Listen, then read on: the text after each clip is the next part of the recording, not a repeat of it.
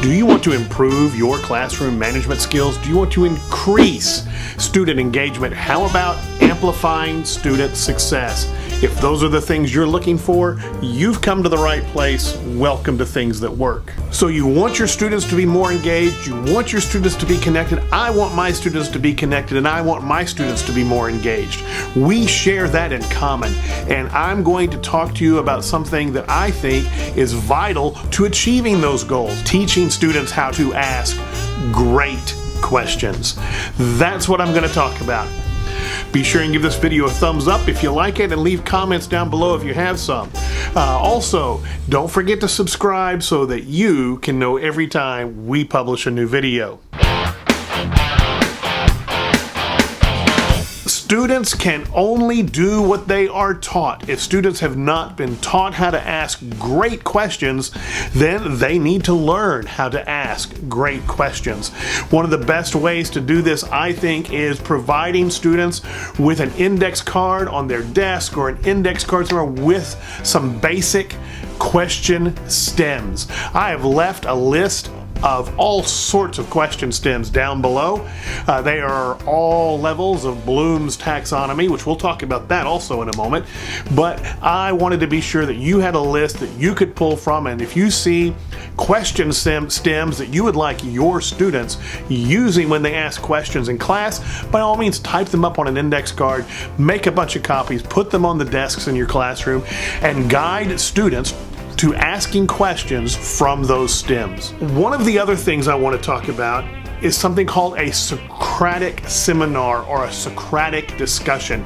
I am not going to get into huge details, but I am going to leave some links down below to videos and also some very specific question stems for facilitating a Socratic discussion. You have your students grouped into circles and they're taking notes on the questions that are being asked, and it is all student driven. Now, I'm also going to tell you, this is not a starting point. This is not something you're going to do within the first week of school, unless maybe you're teaching much older high school students.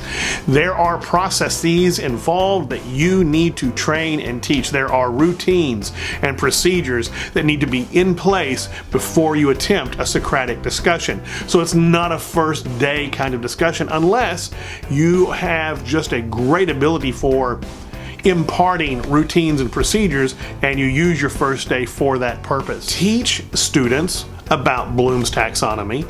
Don't go into great detail, but show them the different levels of thinking. Show them how different stems and different questions appeal to different levels of thinking. And explain that what your goal is, where you want them to be on the Bloom's taxonomy chart, where you would like them to be asking questions from.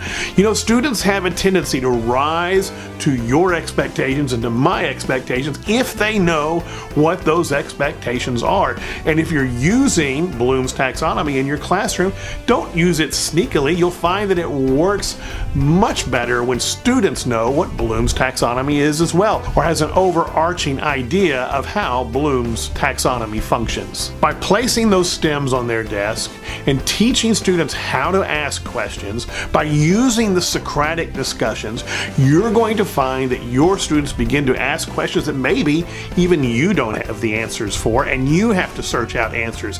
This is a great time to model that behavior, the behavior of discovering answers, the behavior of searching answers.